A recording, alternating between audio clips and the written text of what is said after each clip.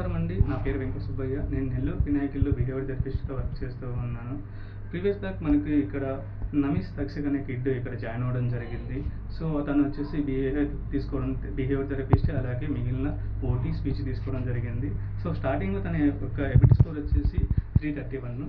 ఇప్పుడు ప్రెజెంట్ తన ability score వచ్చేసి 733. సో ఈ ఇంత ఎబిలిటీ స్కోర్ తనకు డెవలప్ అవ్వడం జరిగింది. ఇప్పుడు మనకు ఎంత వర్కౌట్ చేసాము. సో ఓటీ అయితేనేమి, బీటీ, స్పీచ్, ఈ మూడింటి మీద మనం ఎంతో వర్కౌట్ చేయడం వల్ల తనకి ఎబిలిటీ స్కోర్ ఇంచుమించు 400 దాకా తనకి ఇంక్రీజ్ అవ్వడం జరిగింది.